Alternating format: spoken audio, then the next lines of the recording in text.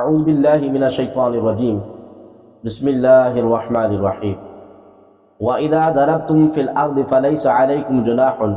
أَن تَقْصُرُوا مِنَ الصَّلَاةِ إِنْ خِفْتُمْ أَن يَفْتِنَكُمُ الَّذِينَ كَفَرُوا إِنَّ الْكَافِرِينَ كَانُوا لَكُمْ عَدُوًّا مُبِينًا۔ اور جب تم زمین میں سفر کرو تو تم پر گناہ نہیں کہ بعض نماز قصر سے پڑھو اگر تمہیں یہ اندیشہ ہو کہ کافر تمہیں ایذا دیں گے، بے شک کفار تمہارے کھلے دشمن ہیں۔ وَإِذَا ضَرَبْتُمْ فِي الْأَرْضِ اور جب تم زمین میں سفر کرو۔ اس آیت میں نماز کو قصر کرنے کا مسئلہ بیان کیا گیا ہے، یعنی سفر کی حالت میں ظہر، عصر اور عشاء میں 4 فرضوں کے بجائے 2 پڑھیں گے۔ یہاں آیت کی مناسبت سے نماز قصر سے متعلق 4 شرعی مسائل آپ ملاحظہ فرمائیں۔ نمبر 1، اس سے یہ مسئلہ معلوم ہوتا ہے کہ سفر میں 4 رکعات والی نماز کو پورا پڑھنا جائز نہیں ہے۔ نمبر 2، کافروں کا خوف قصر کے لیے شرط نہیں، چنانچہ حضرت یعلا بن امیہ رضی اللہ تعالی عنہ نے حضرت عمر رضی اللہ تعالی عنہ سے کہا کہ ہم تو امن میں ہیں، پھر کیوں قصر کرتے ہیں؟ آپ رضی اللہ تعالی عنہ نے فرمایا، اس کا مجھے بھی تعجب ہوا تھا، میں نے نبی کریم علیہ السلام سے دریافت کیا۔ اس پر حضور کریم علیہ السلام نے ارشاد فرمایا کہ تمہارے لیے اللہ کریم کی طرف سے صدقہ ہے، تم اس کا صدقہ قبول کرو۔ آیت کے نازل ہونے کے وقت چونکہ سفر اندیشہ سے خالی نہ ہوتے تھے، اس لیے آیت میں اس کا ذکر ہوا ہے، ورنہ خوف اور اندیشہ کا ہونا کوئی شرط نہیں ہے۔ نیز صحابہ کرام رضی اللہ تعالی عنہم کا بھی یہی عمل تھا کہ امن کے سفروں میں بھی قصر فرماتے، جیسا کہ اوپر حدیث گزر چکی، جسے ثابت ہوتا ہے اور اس کے علاوہ اور احادیث سے بھی ثابت ہے۔ نمبر 3، جس سفر میں قصر کیا جاتا ہے اس سے کم مدت 3 رات دن کی مسافت ہے، جو اونٹ یا پیدل کی متوسط رفتار سے طے کی جاتی ہو، اور اس کی مقداریں خشکی اور دریا اور پہاڑوں میں مختلف ہو جاتی ہے۔ ہمارے زمینی میدانی سفر کے اعتبار سے فی زمانہ اس کی مسافت 92 کلومیٹر بنتی ہے۔ قصر صرف ان فرضوں میں ہے، سنتوں میں نہیں، اور سفر میں سنتیں پڑھنی چاہیے۔ حضرت عبداللہ بن عباس رضی اللہ تعالی عنہما فرماتے ہیں کہ رسول اللہ صلی اللہ علیہ وسلم نے حضر کی نماز اور سفر کی نماز کو فرض فرمایا، تو پھر ہم میں فرض نماز سے پہلے بھی نماز پڑھا کرتے تھے اور بعد میں بھی، اور سفر میں فرض نماز سے پہلے بھی نماز پڑھا کرتے تھے اور بعد میں بھی۔ نماز قصر کے بارے میں مزید مسائل جاننے کے لیے بار شدید حصہ نمبر 4 سے نماز مسافر کا بیان آپ مطالعہ فرمائیں۔ وَإِذْ كُنْتَ فِيهِمْ فَأَقَمْتَ لَهُمُ الصَّلَاةَ فَلْتَقُمْ طَائِفَةٌ مِّنْهُمْ مَعَكَ وَلْيَأْخُذُوا أَسْلِحَتَهُمْ فَإِذَا سَجَدُوا فَلْيَكُونُوا مِنْ وَرَائِكُمْ وَلْتَأْتِ طَائِفَةٌ أُخْرَى لَمْ يُصَلُّوا فَلْيُصَلُّوا مَعَكَ وَلْيَأْخُذُوا حِذْرَهُمْ وَأَسْلِحَتَهُمْ وَدَّ الَّذِينَ كَفَرُوا لَوْ تَغْفُلُونَ عَنْ أَسْلِحَتِكُمْ وَأَمْتِعَتِكُمْ فَيَمِيلُونَ عَلَيْكُمْ مَيْلَةً وَاحِدَةً وَلَا جُنَاحَ عَلَيْكُمْ إِنْ كَانَ بِكُمْ أَذًى مِّن مَطَرٍ أَوْ كُنْتُمْ مَرْضَىٰ أَن تَضَعُوا أَسْلِحَتَكُمْ وَخُذُوا حِذْرَكُمْ إِنَّ اللَّهَ أَعَدَّ لِلْكَافِرِينَ عَذَابًا مُهِينًا۔ اور اے حبیب، جب تم ان میں تشریف فرما ہو پھر نماز میں ان کی اقامت کرو تو چاہیے کہ ان میں ایک جماعت تمہارے ساتھ ہو اور وہ اپنے ہتھیار لیے رہے، پھر جب وہ سجدہ کر لیں تو ہٹ کر تم سے پیچھے ہو جائیں، اور اب دوسری جماعت آئے جو اس وقت نماز میں شریک نہ تھی، اب وہ تمہارے ساتھ نماز پڑھیں، اور انہیں بھی چاہیے کہ اپنی حفاظت کا سامان اور اپنے ہتھیار لیے رہیں۔ کافر چاہتے ہیں کہ اگر تم اپنے ہتھیاروں اور سامان سے غافل ہو جاؤ تو ایک ہی دفعہ تم پر حملہ کر دیں، اور اگر تمہیں بارش کے سبب تکلیف ہو یا بیمار ہو تو تم پر کوئی مذاقہ نہیں کہ اپنے ہتھیار کھول رکھو اور اپنی حفاظت کا سامان لیے رہو، بے شک اللہ تبارک و تعالی نے کافروں کے لیے ذلت کا عذاب تیار کر رکھا ہے۔ وَإِذَا كُنْتُمْ فِيهِمْ اور جب تم ان میں ہو۔ اس آیت میں نماز خوف کی جماعت کا طریقہ بیان کیا گیا ہے۔ اس کا شان نزول یہ ہے کہ غزوہ ذات الرقاع میں جب رسول اللہ صلی اللہ علیہ وسلم کو مشرکین نے دیکھا کہ آپ نے تمام صحابہ رضی اللہ تعالی عنہم کے ساتھ نماز ظہر با جماعت ادا فرمائی، تو انہیں افسوس ہوا کہ انہوں نے اس وقت میں کیوں نہ حملہ کیا، اور آپس میں ایک دوسرے سے کہنے لگے کہ کیا ہی اچھا موقع تھا۔ ان میں بعضوں نے کہا کہ اس کے بعد ایک اور نماز ہے جو مسلمانوں کو اپنے ماں باپ سے زیادہ پیاری ہے، یعنی نماز عصر، لہذا جب مسلمان اس نماز کے لیے کھڑے ہوں تو پوری قوت سے حملہ کر کے انہیں قتل کر دو۔ اس وقت حضرت جبریل علیہ السلام حاضر ہوئے اور انہوں نے حضور سید المرسلین صلی اللہ علیہ وسلم سے عرض کیا، یا رسول اللہ یہ نماز خوف ہے، یعنی اب یوں نماز پڑھیں۔ اس آیت میں نماز خوف کا طریقہ بیان کیا گیا کہ حاضرین کو دو جماعتوں میں تقسیم کر دیا جائے، ان میں سے ایک آپ کریم صلی اللہ علیہ وسلم کے ساتھ رہے اور آپ کریم صلی اللہ علیہ وسلم انہیں نماز پڑھائیں، اور ایک جماعت دشمن کے مقابلے میں کھڑی رہے۔ پہلی جماعت ایک رکعت پڑھ کر اور مغرب میں 2 رکعت پڑھ کر دشمن کے مقابلے میں چلی جائے، اور دوسری جماعت آپ کریم صلی اللہ علیہ وسلم کے پیچھے آ جائے، پھر بعد میں وہ اپنی ایک بقیہ رکعت پڑھ لیں، اور جن کی 2 باقی ہیں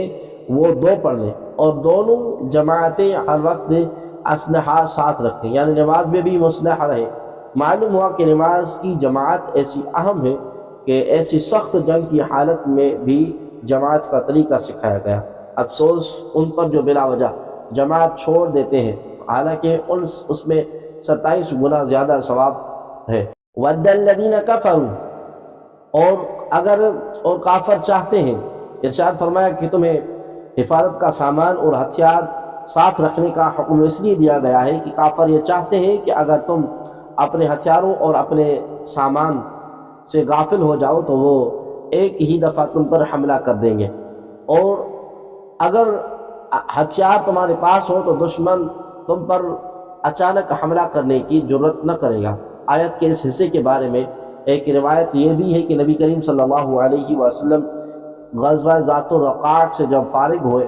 اور دشمن کے بہت آدمیوں کو گرفتار کیا اور اموال غنیمت ہاتھ آئے اور کوئی دشمن مقابلے میں باقی نہ رہا، تو حضور سید عالم صلی اللہ علیہ وسلم قضاء حاجت کے لیے جنگل میں تنہا تشریف لے گئے۔ دشمن کی جماعت میں سے بھی غورس بن حارث یہ خبر پا کر تلوار لیے چھپ کر پہاڑ سے اترا اور اچانک تاجدار دو عالم صلی اللہ علیہ وآلہ وسلم کے پاس پہنچا اور تلوار کھینچ کر کہنے لگا، یا محمد صلی اللہ علیہ وسلم، اب تو تمہیں مجھ سے کون بچائے گا؟ پیارے آقا کریم صلی اللہ علیہ وسلم نے فرمایا، اللہ تبارک و تعالی، اور ساتھ ہی حضور سید العالم صلی اللہ علیہ وسلم نے دعا فرمائی۔ جب اس نے سرکار دو عالم صلی اللہ علیہ وآلہ وسلم پر تلوار چلانے کا ارادہ کیا تو اوندھے منہ گر پڑا اور تلوار اس کے ہاتھ سے چھوٹ گئی۔ تاجدار رسالت صلی اللہ علیہ وسلم نے وہ تلوار لے کر فرمایا کہ تجھے مجھ سے کون بچائے گا؟ کہنے لگا، میرا بچانے والا کوئی نہیں۔ رحمت عالم صلی اللہ علیہ وسلم نے فرمایا کہ اشہد ان لا الہ الا اللہ و اشہد ان محمد رسول اللہ پڑھ تو تیری تلوار تجھے دے دوں گا۔ اس نے اس سے انکار کیا اور کہا کہ میں اس کی شہادت دیتا ہوں کہ میں کبھی آپ سے نہ لڑوں گا اور زندگی بھر آپ کے کسی دشمن کی مدد نہ کروں گا۔ آپ کریم صلی اللہ علیہ وسلم نے اس کی تلوار اس کو دے دی، کہنے لگا، یا محمد صلی اللہ علیہ وسلم، آپ مجھ سے بہتر ہیں۔ نبی کریم صلی اللہ علیہ وسلم نے فرمایا، ہاں ہمارے لائق یہی ہے۔ اس پر یہ آیت کریمہ نازل ہوئی اور ہتھیار اور بچاؤ کا سامان ساتھ رکھنے کا حکم دیا گیا۔ ان کان بکم عذاب، اگر تمہیں کوئی تکلیف ہو، حکم تھا کہ اپنی حفاظت کا سامان ہر وقت ساتھ رکھو، لیکن حضرت عبد الرحمن بن عوف رضی اللہ تعالی عنہ زخمی تھے اور اس وقت ہتھیار رکھنا ان کے لیے بہت تکلیف دہ تھا۔ ان کے حق میں یہ آیت کریمہ نازل ہوئی اور حالت عذر میں ہتھیار کھولے رکھنے کی اجازت دی گئی۔ فَإِذَا قَضَيْتُمُ الصَّلَاةَ فَاذْكُرُوا اللَّهَ قِيَامًا وَقُعُودًا وَعَلَى جُنُوبِكُمْ فَإِذَا اطْمَأْنَنْتُمْ فَأَقِيمُوا الصَّلَاةَ إِنَّ الصَّلَاةَ كَانَتْ عَلَى الْمُؤْمِنِينَ كِتَابًا مَوْقُوتًا۔ پھر جب تم نماز پڑھ لو تو کھڑے اور بیٹھے اور کروٹوں پر لیٹے اللہ کو یاد کرو، پھر جب تم مطمئن ہو جاؤ تو حسب معمول نماز قائم کرو، بے شک نماز مسلمانوں پر مقررہ وقت میں فرض ہے۔ فاذکروا اللہ،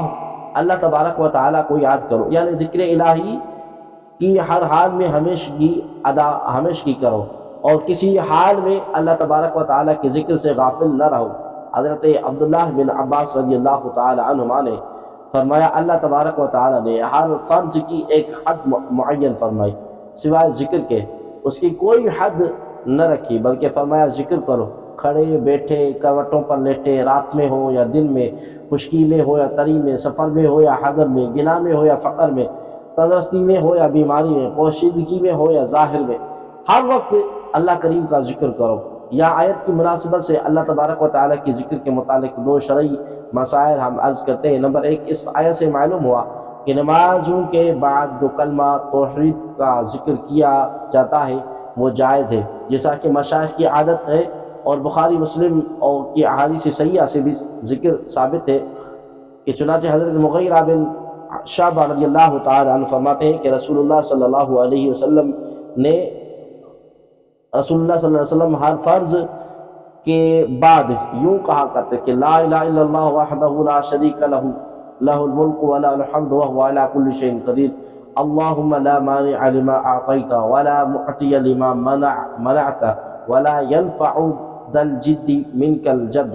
یعنی اللہ کے سوا کوئی معبود نہیں، وہ اکیلا ہے، اس کا کوئی شریک نہیں، اس کی بادشاہی ہے، اس کے لیے سب تعریفیں ہیں، اور وہ ہر چیز پر قدرت رکھتا ہے۔ اے اللہ، جو تو دے اسے کوئی روکنے والا نہیں، اور جو تو روکے اسے کوئی روک دینے والا نہیں، اور کسی دولت مند کو تیرے مقابلے پر دولت نفع نہیں دے گی۔ صحیح مسلم میں حضرت عبداللہ بن زبیر رضی اللہ تعالی عنہما ہر نماز میں سلام پھیرنے کے بعد یہ فرماتے تھے لا الہ الا اللہ وحدہ لا شریک لہ لہ الملک ولہ الحمد وہو علی کل شیء قدیر لا حول ولا قوة الا باللہ العلی لا حول ولا قوة الا باللہ لا الہ الا اللہ ولا نعبد الا ایاہ لہ النعمت ولہ الفضل ولہ الثناء الحسن لا الہ الا اللہ مخلصین لہ الدین ولو کرہ الکافرون۔ اور حضرت عبداللہ بن زبیر رضی اللہ تعالی عنہما نے کہا کہ رسول اللہ صلی اللہ علیہ وسلم ہر نماز کے بعد یہ کلمات بلند آواز سے فرماتے تھے۔ حضرت عبداللہ بن عباس رضی اللہ تعالی عنہما فرماتے ہیں کہ بلند آواز سے ذکر کرنا جبکہ لوگ نماز سے فارغ ہو جاتے، یہ نبی کریم صلی اللہ علیہ وسلم کے عہد مبارک میں رائج تھا۔ آپ کریم صلی اللہ علیہ وسلم فرماتے ہیں جب میں اس بلند آواز سے ذکر کرنے کو سنتا ہوں تو اسی سے لوگوں کے نماز فارغ ہونے کو جان لیتا ہوں۔ البتہ یہ یاد رہے کہ ذکر کرتے وقت اتنی آواز سے ذکر کیا جائے کہ کسی نمازی یا سونے والے کو تکلیف نہیں ہونی چاہیے۔ ذکر میں تسبیح، تحمید، تحلیل، تکبیر، ثنا، دعا سب داخل ہے۔ کتاب موقوتا، مقررہ وقت پر فرض ہے۔ نماز کے اوقات مقرر ہیں، لہذا لازم ہے کہ ان اوقات کی رعایت کی جائے۔ اسے یہ معلوم ہوا کہ سفر میں دو نمازیں جمع نہیں ہو سکتی۔ احادیث میں سفر کے دوران دو نمازوں کو جمع کرنے کی نفی کی گئی ہے۔ چنانچہ حضرت عبداللہ بن مسعود رضی اللہ تعالی عنہ فرماتے ہیں کہ میں نے کبھی نہیں دیکھا کہ حضور پر نور صلی اللہ علیہ وسلم نے کبھی کوئی نماز اس کے غیر وقت میں پڑھی ہو مگر دو نمازیں، کہ ایک دن میں نماز مغرب ہے جسے مزدلفہ میں عشاء کے وقت پڑھا تھا، اور وہاں فجر بھی اور روز کی معمول کے وقت سے پہلے تاریکی میں پڑھی تھی۔ حضرت عبداللہ بن عمر رضی اللہ تعالی عنہما فرماتے ہیں کہ رسول اللہ صلی اللہ علیہ وسلم نے ایک بار کے سوا کبھی کسی سفر میں مغرب اور عشاء ملا کر نہیں پڑھی۔ یاد رہے کہ جس سفر میں آپ کریم صلی اللہ علیہ وسلم نے مغرب اور عشاء کو ملا کر پڑھا وہ حجۃ الوداع کا سفر تھا، اور 9 ذی الحجہ کو مزدلفہ میں آپ کریم صلی اللہ علیہ وسلم نے ان دونوں نمازوں کو ملا کر پڑھا تھا۔ اور دیگر جن احادیث میں دو نمازیں جمع کرنے کا ذکر ہے وہاں جمع سوری مراد ہے، یعنی پہلی نماز آخری وقت میں اور دوسری نماز اول وقت میں ادا کی گئی، جیسا کہ درج ذیل روایت میں موجود ہے کہ حضرت عبداللہ بن عمر رضی اللہ تعالی عنہ فرماتے ہیں کہ میں نے نبی کریم صلی اللہ علیہ وسلم کو دیکھا جب آپ کریم صلی اللہ علیہ وسلم کو پہنچنے کی جلدی ہوتی تو آخری وقت سے کچھ دیر پہلے مغرب کی اقامت کہہ کر نماز پڑھ لیتے، سلام پھیر کر کچھ دیر ٹھہرتے، پھر عشاء کی اقامت ہوتی اور اس نماز عشاء کی 2 رکعتیں پڑھتے۔ حضرت نافع اور حضرت عبداللہ بن واقد رضی اللہ تعالی عنہما سے مروی ہے کہ حضرت عبداللہ بن عمر رضی اللہ تعالی عنہما کے معزن نے نماز کے لیے کہا تو آپ رضی اللہ تعالی عنہ نے فرمایا چلتے رہو یہاں تک کہ جب شفق ڈوبنے کی قریب ہوئی تو آپ رضی اللہ تعالی عنہ اتر کر نماز مغرب پڑھی، پھر انتظار فرمایا یہاں تک کہ شفق ڈوب گئی۔ اس وقت آپ رضی اللہ تعالی عنہ نے نماز عشاء پڑھی، پھر فرمایا حضور سید عالم صلی اللہ علیہ وآلہ وسلم کو جب کسی کام کی وجہ سے جلدی ہوتی تو ایسا ہی کرتے جیسا کہ میں نے کیا۔ نوٹ: عصری مسئلے سے متعلق تفصیلی اور تحقیقی معلومات حاصل کرنے کے لیے فتاوی رضویہ کی 5ویں جلد میں موجود سید اعلیٰ حضرت رحمۃ اللہ تعالی کی کتاب حاجز البحرین الواقع عن جمع الصلاتین، یعنی نماز ایک وقت میں دو نماز ایک وقت میں پڑھنے کی ممانعت پر رسالہ کا مطالعہ فرمائے۔ ولا تهنوا في ابتغاء القوم ان تكونوا تعلمون فانهم يعلمون كما تعلمون وترجون من الله ما لا يرجون وكان الله عليما حكيما۔ اور کافروں کی تلاش میں سستی نہ کرو، اگر تمہیں دکھ پہنچتا ہے تو جیسے تمہیں دکھ پہنچتا ہے ویسے ہی انہیں بھی دکھ پہنچتا ہے، حالانکہ تم اللہ سے وہ امید رکھتے ہو جو وہ نہیں رکھتے، اور اللہ جاننے والا حکمت والا ہے۔ وَلَا تَهِنُوا فِي ابْتِغَاءِ الْقَوْمِ، اور کافروں کی تلاش میں سستی نہ کرو۔ اس آیت کا شان نزول یہ ہے کہ احد کی جنگ سے جب ابو سفیان اور ان کے ساتھی واپس ہوئے تو سرکار عالی وقار صلی اللہ علیہ وآلہ وسلم نے صحابہ رضی اللہ تعالی عنہم عہد میں صحابہ رضی اللہ تعالی عنہم عہد میں حاضر ہوئے تھے انہیں مشرکین کے تعاقب میں جانے کا حکم دیا۔ صحابہ کرام رضی اللہ تعالی عنہم زخمی تھے، انہوں نے اپنے زخم کی شکایت کی، اس پر یہ آیت کریمہ نازل ہوئی اور فرمایا اگر تمہیں تکلیف ہے تو انہیں بھی پہنچی ہے، نیز تمہیں تو تکلیف اٹھانے پر اللہ تبارک و تعالی سے ثواب کی امید ہے، جبکہ کافروں کو ایسی کوئی امید نہیں، تو تم پیچھا کرنے میں سستی نہ کرو۔